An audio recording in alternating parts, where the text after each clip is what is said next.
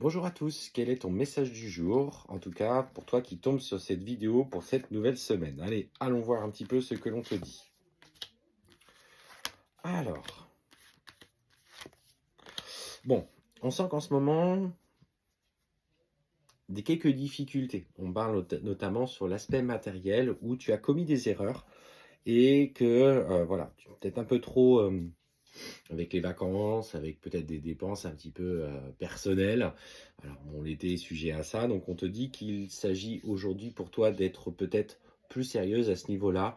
Tu ressens des peurs qui sont en train de remonter en lien avec ça. Tu te dis que bon, voilà, les prochains mois risquent d'être un petit peu délicats et difficiles.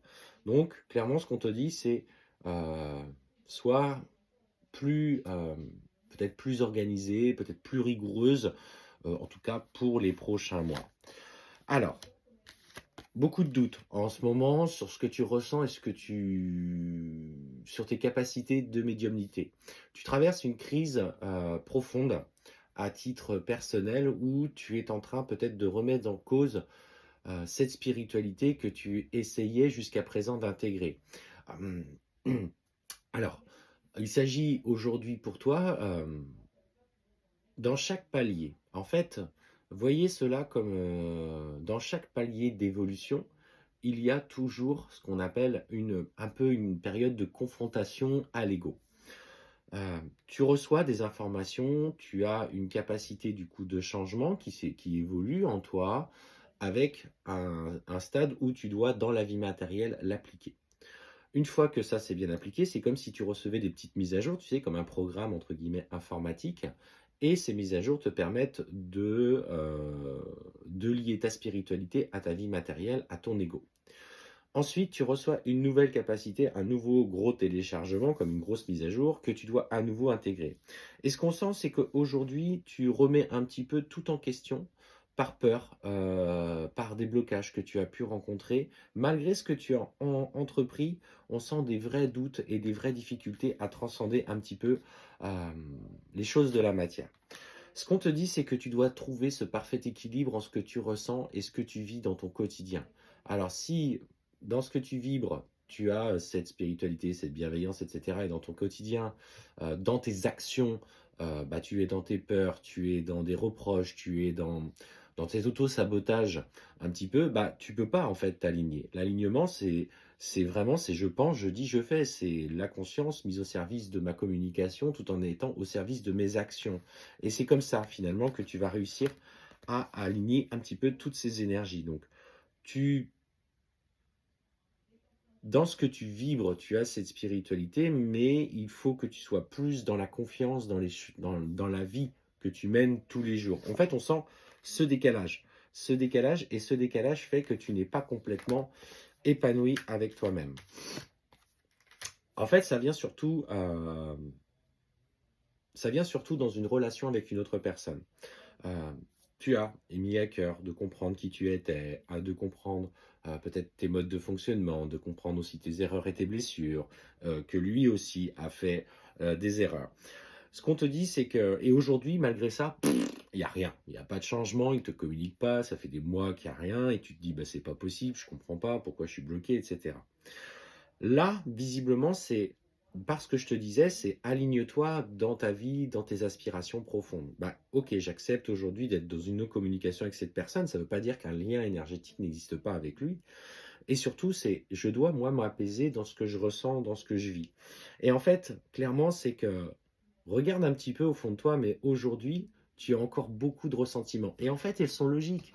Ce sont des émotions qui sont encore bloquées en lien avec lui, avec ce qu'il t'a fait. Tu as cette part de toi qui est encore en colère pour ses mauvais comportements, la façon dont il t'a parlé, peut-être dans la façon dont il t'a rejeté, partant du jour au lendemain, sans explication majeure, qu'il t'a dit qu'il ne t'avait jamais aimé, ou bien parce qu'il t'a finalement trahi. Il a dit qu'il n'était pas prêt à s'investir dans une relation, il te quitte, et finalement bah, va s'installer avec une autre.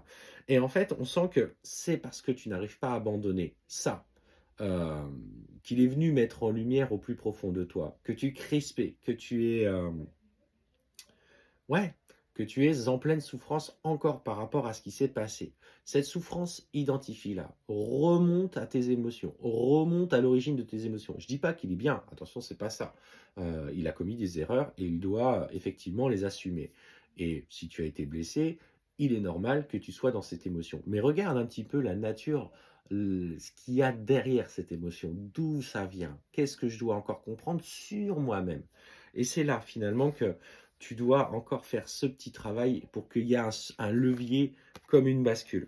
Parce que de toute façon, ce qu'on te dit, c'est que à un moment donné, la communication, de toute façon, elle va reprendre. C'est écrit, c'était là. Effectivement, le temps dont tu espérais ça n'arrive pas. Ça, je l'entends. Mais le temps dans la spiritualité est quelque chose de très aléatoire. Plus toi tu es dans cette souffrance, plus forcément le moment où l'apaisement va arriver pour reprendre la communication traîne. Donc ça, il faut comprendre que ce n'est pas une science exacte en termes de temporalité. C'est quelque chose qui se fait sur la durée. À un moment donné, cette communication reprendra parce que vous avez ce lien d'amour, du coup infini, éternel, du plus profond de vous-même. Et que, effectivement, tu as le droit de remettre ça en cause aujourd'hui parce que justement tu ne te sens pas bien, tu ne comprends pas, mais cette personne, comme toi, ne t'oublie pas, sache-le. J'ai été dans cette position-là du runner notamment.